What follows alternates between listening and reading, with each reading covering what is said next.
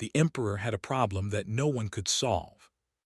Deep beneath the Imperial Palace, in a containment facility built to hold the most dangerous creatures in the galaxy, something was screaming. The sound did not travel through the air like normal sound.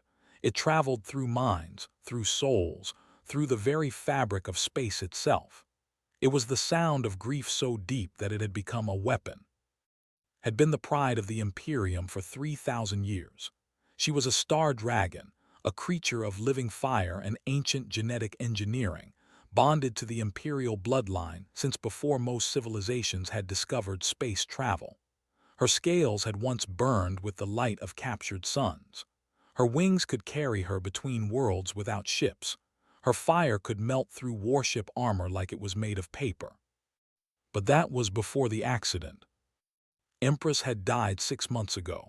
A simple malfunction in the neural link chamber, they said. A feedback loop that burned out her brain in less than a second. She had been connected to at the moment of death, sharing thoughts and feelings as bonded pairs did. The dragon had felt everything, every moment of terror, every flash of pain, and then, worst of all, the sudden emptiness where her bonded partner had been. The dragon had not stopped screaming since. 47 handlers had tried to reach her. The first 17 had died. Some had been burned to ash by flames that erupted without warning. Others had simply stopped breathing, their hearts giving out under the weight of the dragon's projected grief. The rest had fled, their minds damaged in ways that medicine could not fix. They sat in hospital rooms now, staring at walls, weeping for a loss that was not their own. The Galactic Council had sent their best, psi-bonded specialists from the beast tamers who had broken wild void serpents, who had spent centuries studying dragonkind. All of them had failed. Most of them had not even lasted an hour. The creature must be destroyed, said High Counselor, his 4 arms crossed in front of his chest. He stood in the Emperor's private chambers, speaking words that would have been treason 6 months ago.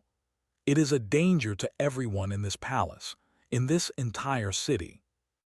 The Emperor sat on his throne, looking older than his 1,200 years. His species was nearly immortal, but grief had a way of aging even the undying. She was my wife's other half, he said quietly. Killing her would be like killing what remains of.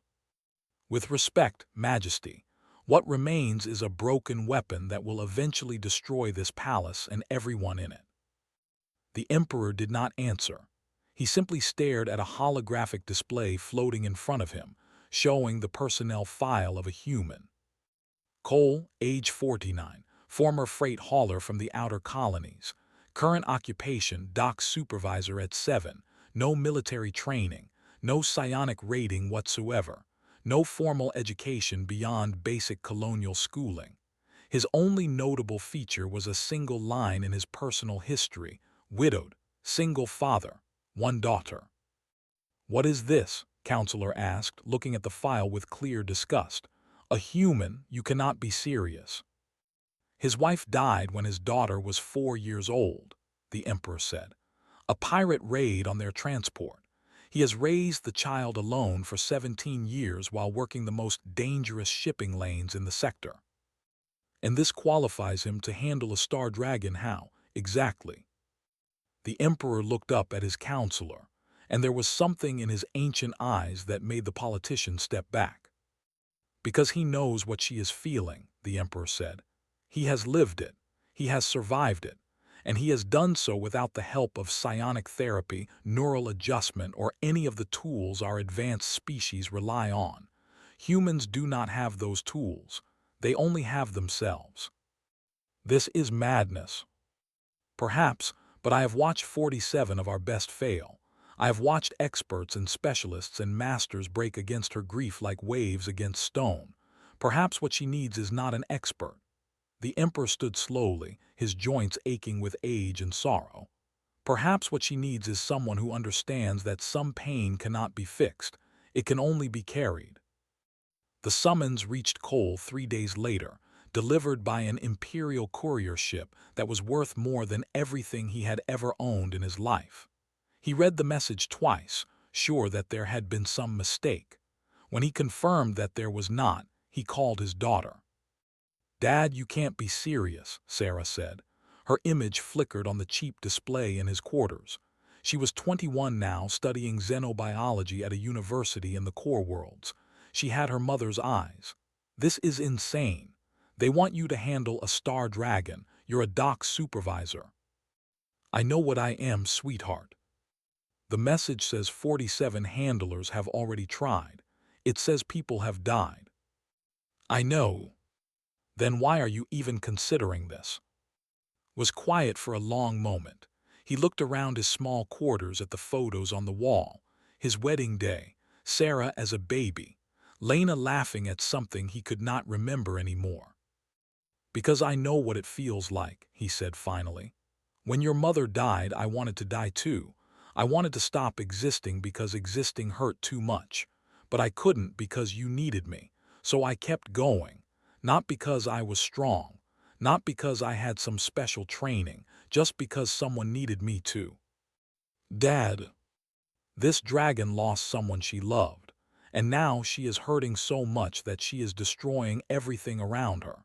The best experts in the galaxy cannot reach her because they keep trying to fix her. But maybe she doesn't need to be fixed. Maybe she just needs someone to sit with her in the dark." Sarah was crying now. She wiped her eyes with the back of her hand, just like her mother used to do. "You always did bring home the strays," she said, trying to smile. "Learned it from your mother. Promise me you'll be careful." "I promise I will try to come home," said. "That's the best I can do." He ended the call and started packing. He did not have much. He had never needed much. What he had was 17 years of surviving the unsurvivable and a quiet certainty that some things could not be fought or fixed or escaped. They could only be endured together. The Imperial courier ship lifted off 3 hours later, carrying a single human toward the heart of an empire, and the broken heart of a dragon who had forgotten why she should want to live. Heard the screaming from 3 corridors away. It was not a sound that traveled through air. It pushed directly into his mind, like someone had opened a door in his skull and poured grief inside. He stopped walking and pressed one hand against the wall, waiting for the wave to pass. It did not pass. It simply became the new normal, a constant pressure behind his eyes that made the world feel and hopeless. The facility commander was waiting for him at the final checkpoint. He was a tall alien with blue skin and 4 eyes, and all 4 of those eyes looked at with something between pity and contempt. "You are the human," he said. "It was not a question." "Cole, they sent me to. I know why you are here. I also know that you will fail. The only question is whether you will die or simply run away screaming like the others." Did not argue. He had learned a long time ago that arguing with people who had already decided something was a waste of breath. "I have prepared standard equipment for you," the commander continued. "Military-grade psionic blockers, a neural damper to protect your brain from feedback damage, a reinforced hazard suit that can withstand her flames for approximately 30 seconds. He paused. "That should be enough time for us to extract your body." "I won't be needing any of that." The commander's 4 eyes blinked, not quite in unison. "I'm sorry." "The equipment, I don't want it." "Human, if you go in there unprotected, you will die. I am not exaggerating. Her empathic projections alone have stopped hearts. Her flames have." "I know what she can do," said quietly. "And I know that every handler who went in there with all that protection still failed. Maybe the problem isn't that they weren't protected enough. Maybe the problem is that they were too protected." "That makes no sense." "She is grieving. She is in pain. And every person who has gone to see her has gone armored against that pain, trying to block it out, trying to control her or calm her down. How would you feel if you were drowning in grief, and everyone who came near you was wearing armor to protect themselves from your feelings?" The commander stared at him for a long moment. Then he shook his head. "I will have a medical team standing by," he said, "for when we collect what remains of you." The blast doors were 3 meters thick and made of an alloy that could survive a direct hit from a warship's main guns. They opened slowly, revealing darkness beyond. Stepped through, and the doors closed behind him with a sound like a tomb sealing. The containment chamber was vast. It had been designed to hold a creature 60 meters long, a being of living fire and ancient power. But the creature that saw was not powerful. She was broken. Lay curled in the far corner of the chamber, her massive body wrapped around itself like she was trying to protect something that was no longer there. Her scales, which had once burned with the light of captured stars, were now the color of dead ash. Her eyes, when they found in the darkness, held nothing but pain and the promise of violence. And then the empathic wave hit him. It was not like anything had ever felt before. It was not just sadness. It was lost so deep that it became a physical force, pressing down on him, crushing the air from his lungs, making his heart stutter in his chest. He felt it all. The moment of connection with a bonded partner, two minds becoming one across centuries of shared experience. The sudden tearing sensation when that connection was ripped away. The emptiness that followed, a void where half of her soul had been.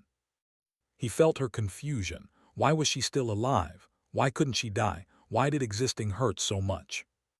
He felt her rage, at the universe that had taken her partner, at herself for surviving, at every handler who had come with their psionic tools and their calming techniques, trying to fix something that could not be fixed. Fell to his knees, his vision blurred. His heart was beating too fast, then too slow. Somewhere distantly, he knew he was dying. Her grief was killing him just like it had killed the others. But he did not try to block it out. He did not try to fight it. Instead, he let it wash over him, and when he could finally breathe again, he sat down on the cold floor. "I know," he said. His voice was barely a whisper, but in the silence of the chamber it carried. "I know exactly what that feels like." The dragon's keening, which had been a constant pressure since he arrived, faltered for just a moment. Did not move. He did not approach. He simply sat there, 30 meters from a creature that could kill him with a thought, and he started to talk. "Her name was Lena," he said. "My wife. We met on a cargo ship when I was 23. She was a navigator. She could read star charts like other people read books. I was just a loader moving crates, doing the work nobody else wanted to do. I don't know why she talked to me. I still don't know why she married me." The dragon was watching him now. The violence in her eyes had not faded, but there was something else there too, something like confusion. "We had a daughter, Sarah.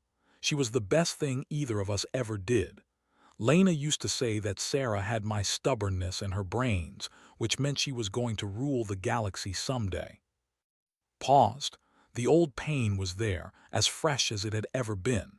He had learned to live with it, but he had never learned to make it go away. "Pirates hit our transport when Sarah was 4. It was supposed to be a safe route. We had done it dozens of times. But that day there was a raiding party. They boarded us. Lena was in the cargo bay when they cut through the hull." He stopped talking. For a long moment there was only silence. "She died fast," he said finally.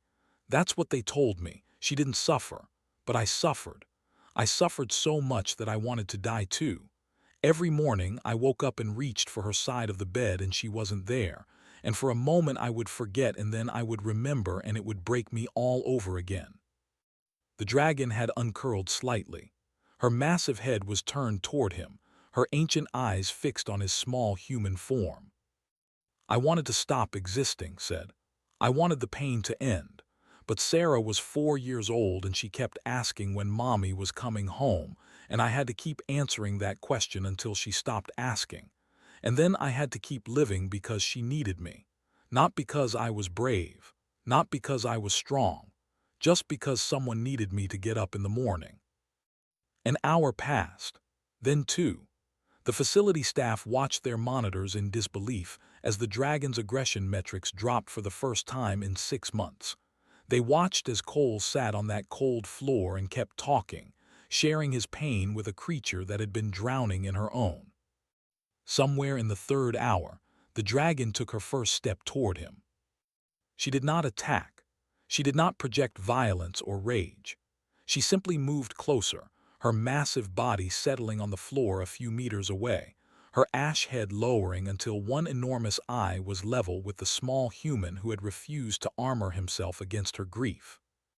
Reached out slowly and placed one hand on her snout. "I'm not going to fix you," he said quietly. "I can't, no one can, but you don't have to be alone anymore." The dragon closed her eyes, and for the first time in 6 months she stopped screaming. The weeks that followed were unlike anything the imperial palace had ever seen. Refused to move into the luxury quarters that the emperor offered him. The rooms were beautiful, with windows that looked out over the capital city and furniture that cost more than he would earn in 10 lifetimes. But they were on the other side of the palace, far from the containment facility. "She will wake up in the middle of the night," he explained to the confused staff. "She will reach out for her bonded partner and find nothing but emptiness. I need to be there when that happens." So he converted a maintenance bay next to his enclosure into a living space. He brought in a simple bed, a desk, a small cooking unit. He hung pictures on the walls: his wedding day, Sarah as a baby, Lena laughing at something he could not remember anymore. The room was tiny and plain, and nothing like what a handler of the Emperor's dragon should have. It was perfect. Every morning woke early and entered the containment chamber. The dragon was usually already awake, her ash form curled in the same corner where she had spent her months of isolation. But now, when she saw him, something changed in her eyes. Not happiness, not yet, but recognition, acknowledgement, the knowledge that she was not alone. He did not try to train her. He did not try to establish dominance or control. He simply existed in her space, sharing her silence or filling it with his voice depending on what she seemed to need. "The palace staff are terrified of you," he told her one morning, sitting against her side like she was a particularly warm wall. "They whisper when they think I can't hear them. They think you're going to snap and kill everyone. They think I'm crazy for being in here without protection." The dragon made a low sound, somewhere between a rumble and a sigh. "Maybe I am crazy. My daughter certainly thinks so. She calls me every other day to make sure I'm still alive. She's studying xenobiology at university now, top of her class. She got her mother's brains, thank the stars." He showed her pictures sometimes, holding up his small display screen so her enormous eye could see. Sarah at graduation, Sarah at her first job, Sarah smiling in a way that reminded him so much of Lena that it made his chest hurt. "She's why I'm still here," said. "Not just alive. Here, in this galaxy, doing things, being a person. After Lena died, I wanted to stop. I wanted to close my eyes and never open them again. But Sarah needed breakfast. Sarah needed help with her homework. Sarah needed someone to hold her when she had nightmares about the attack." He leaned his head back against the dragon's warm scales. "You kept me alive," he said. "You and every other broken thing I couldn't walk away from. Every stray animal, every struggling, every person who needed something I could give. That's how I survived. By finding reasons to get up in the morning that had nothing to do with my own happiness." The dragon shifted, her massive head swinging around until she could look at him directly. Her eyes were still the color of dying embers, but there was something in them now that had not been there before. Curiosity, maybe, or the first faint stirrings of hope. The experts did not understand what was doing.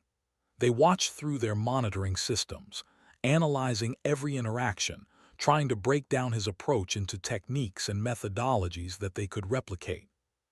"He has no training," the chief complained during a staff meeting.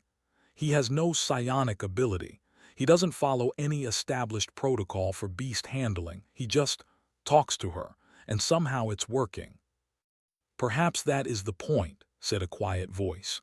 The Emperor had entered the room without announcement, as was his habit. The staff scrambled to their feet, bowing deeply. "Perhaps our protocols were the problem." "Majesty, I don't understand." "Neither do I entirely, but I have been watching the recordings." The Emperor moved to the main display, where live footage showed reading a report while leaning against the dragon's side.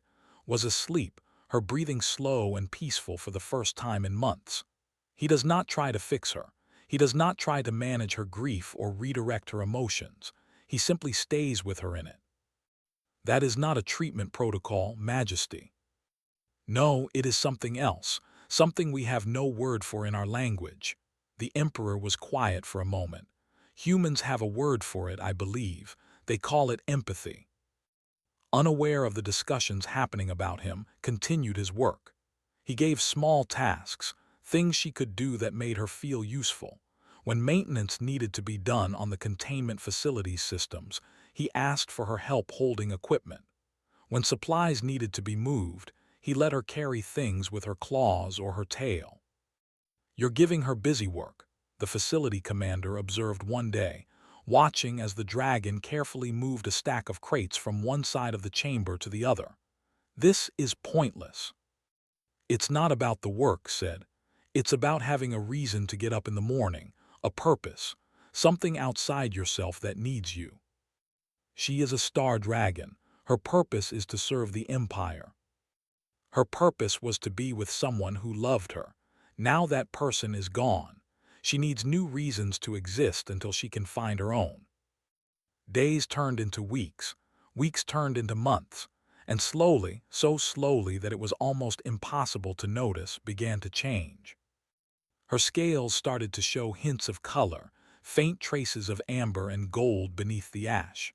Her flames, when she breathed them for warmth or practice, burned a little brighter, a little warmer. She began to move more, exploring her enclosure instead of staying curled in her corner. And she began to reach out too. It was not a true psionic bond. Humans could not form those, lacking the neural structures that made such connections possible. But there was something there nonetheless, a thread of connection that let him feel echoes of her emotions, let her sense his presence even when he was not in the room. "You're not alone anymore," he told her one night, sitting beside her in the darkness while she processed another wave of grief. "I'm not going anywhere." The dragon lowered her massive head until her snout touched his chest, feeling the heartbeat of the small human who had refused to give up on her. She was not healed. She might never be healed. But for the first time since death, she was not drowning. And that was enough. The attack came at midnight.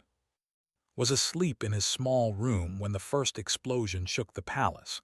He was on his feet before he was fully awake, years of working dangerous shipping routes having trained his body to react before his mind caught up. Alarms screamed through the corridors. Emergency lights bathed everything in blood red. He ran for his chamber. The palace was chaos. Guards rushed past him, weapons drawn, shouting orders in languages he did not understand.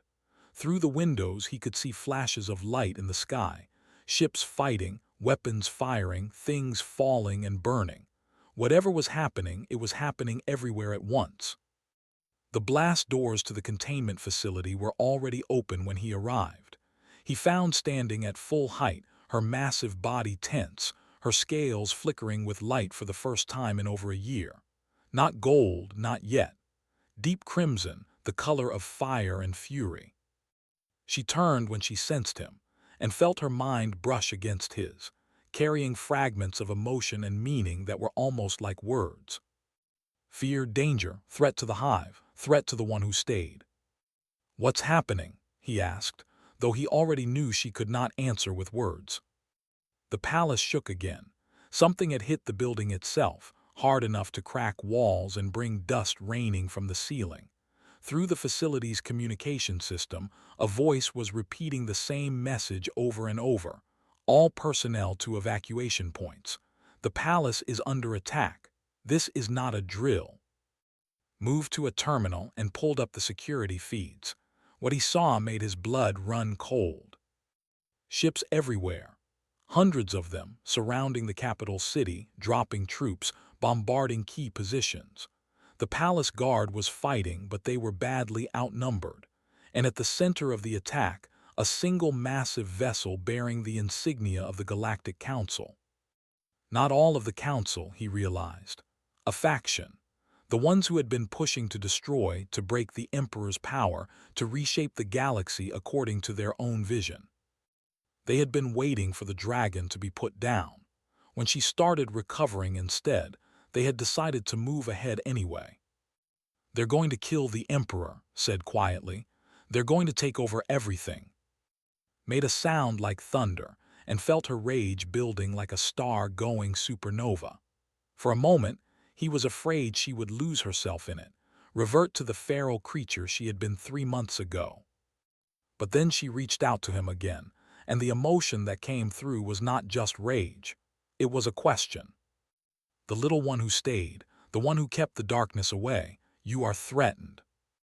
"Yes," said, "we all are." The dragon lowered her head until one enormous eye was level with his face. Her scales were burning brighter now, shifting from crimson toward orange, toward gold. Her flames were building in her chest, visible through her scales like lava beneath stone. "You stayed when I was broken. You gave me reason to live when I wanted to die." The chamber trembled as another explosion hit somewhere nearby. "Now I will keep you alive, little father. This I swear." She moved toward the exit and moved with her. There was no time to argue, no time to suggest that he find shelter while she fought. He knew somehow that she needed him with her, not to control her, not to guide her, but to anchor her, to remind her who she was fighting for. The palace corridors were not built for star dragons. Tore through walls and ceilings like they were made of paper, carving a path toward the Emperor's throne room. Guards scattered as she passed, some screaming in terror, others staring in disbelief at the creature they had been told was broken beyond repair. They broke through into open air and got his first real look at the battle. The sky was on fire. Council ships were everywhere, their weapons pounding the palace defenses. Ground troops had landed on the palace grounds, advancing in formation toward the main buildings. In the distance, the throne room's energy shields were flickering, close to failure. Roared. It was the first true roar she had produced since death. It shook the air, it cracked stone. It made every living thing within a kilometer stop what they were doing and look up. The sound carried something more than just noise. It carried her grief, her rage, and something new, purpose. Then she launched herself into the sky, and the war changed. Clung to her back, protected from the wind by the curve of her neck, as she dove into the enemy fleet. Her flames were white-hot now, plasma-bright, burning hotter than they had in centuries. Ships that had shrugged off the palace's defensive weapons melted like ice in a furnace when she breathed on them. But it was not just destruction. Through their strange half-bond, could feel her fighting against her own fury, struggling to maintain control. She wanted to burn everything, to reduce the world to ash and follow into death. The rage was still there, still hungry, still screaming for release. "Easy," said, his voice calm despite the chaos around them. "Easy, we're saving people, remember, that's what would have wanted." The dragon's flames shifted, became more focused. She stopped attacking randomly and started targeting specific threats. The gunships heading for the hospital, the troop carriers approaching the civilian shelters, the command vessel that was coordinating the assault. She was precise where she had been wild. She was controlled where she had been feral. And she was terrifying in a way that made the attackers start to panic. One by one, the council ships began to fall back. Those that did not retreat were destroyed. By the time the sun rose, the sky was clear except for burning wreckage. Landed in the palace courtyard, her scales now a brilliant amber gold, brighter than they had been since before death. The survivors gathered around her, guards and servants and nobles, all staring at the dragon they had been told was broken. Slid off her back, his legs shaking, his body exhausted. "Good girl," he said quietly, patting her snout. "You did good." The dragon made a sound that was almost a purr, and lowered her head to rest against his chest. Around them, the palace began to cheer. The coronation hall had been rebuilt in a week, which was impressive given that had torn through part of it during her flight to the throne room. The walls were new, the ceiling was new, and the massive windows that looked out over the city showed a capital that was slowly healing from the night of the attack. Representatives from 1,000 worlds filled the hall. They had come to see the aftermath of the failed coup, to witness the trials of the traitors, and most of all, to see the dragon who had saved the empire. But first, they had to listen to the emperor speak. He stood at the front of the hall, looking stronger than he had in months. The attack had reminded him why he still held power, why he still mattered. There was steel in his spine now that had been missing since his wife's death. For 300 years, he began, his voice carrying to every corner of the vast room, we have watched the human species with a mixture of curiosity and dismissal. They are young, we told ourselves. They are fragile. They die in less than a century, they have no psionic abilities, they cannot survive in vacuum or breathe toxic atmospheres. By every measure we use to judge species, they are unremarkable. He paused, letting the silence build. We were wrong. The emperor gestured, and Cole stepped forward from where he had been trying to hide at the back of the hall. He was wearing formal clothes that did not fit him properly, and he looked deeply uncomfortable with the attention. Beside him walked like a faithful companion. The technology that allowed her to reduce her size for indoor spaces had never worked properly during her months of grief. Now it worked perfectly, letting her shrink to the size of a large horse while losing none of her power or presence. Her scales gleamed amber gold, bright as captured sunlight. This man succeeded where the finest minds of the Imperium failed, the Emperor continued. Not through strength, for he has none by our standards. Not through technology, for he refused even the basic equipment we offered. Not through psionic manipulation, for his species cannot produce it. The Emperor looked directly at, and there was genuine respect in his ancient eyes. He succeeded through something we have no word for in any language but theirs. They call it empathy, the ability to feel another's pain as your own, not to fix it, but to share it, to sit with someone in their darkness without trying to drag them into the light. Shifted uncomfortably. He had never liked being the center of attention. He was a freight hauler, a dock supervisor, a single father who had spent 17 years just trying to keep his daughter fed and safe. He did not belong in a hall full of galactic leaders. But the Emperor was not finished. Humans have evolved under conditions that would destroy most species. Their planet is a death world by galactic standards, filled with predators and poisons and natural disasters.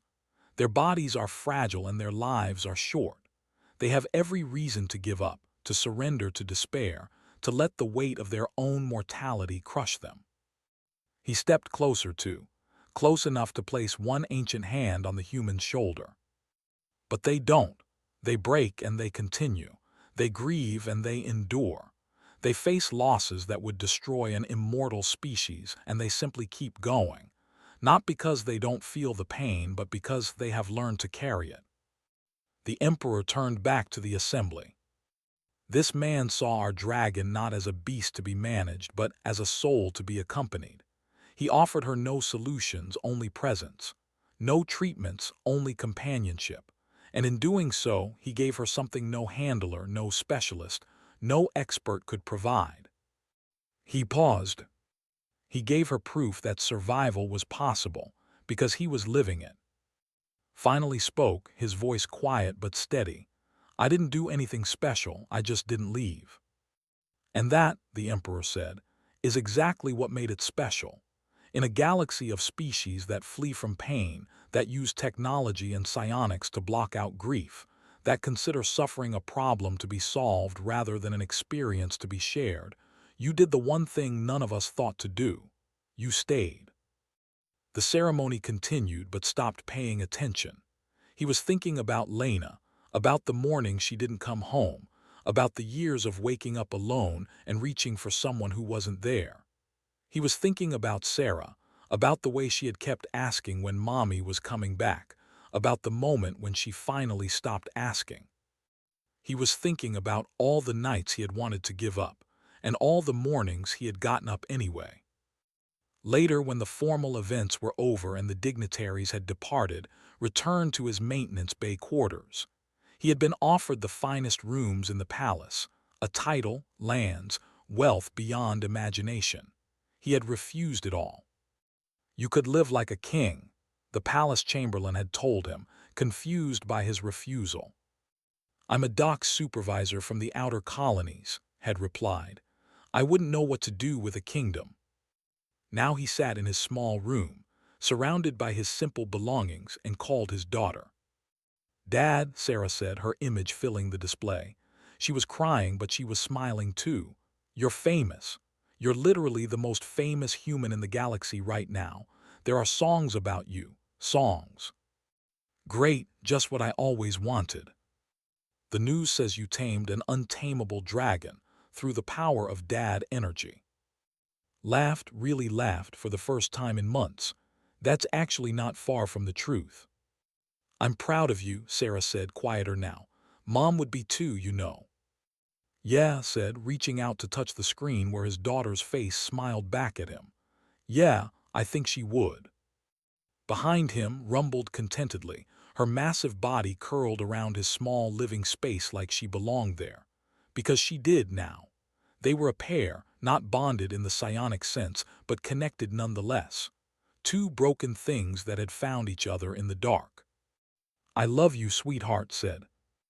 I love you too, Dad. Take care of your dragon. I will, she takes care of me too. He ended the call and leaned back against warm scales.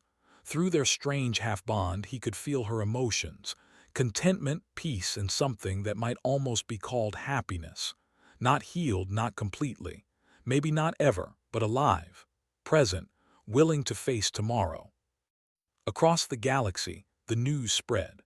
When all else failed, when the greatest minds and mightiest warriors could not solve a problem, sometimes what was needed was a human, not for their strength or their technology or their power, for their stubborn, impossible, beautiful refusal to give up on broken things.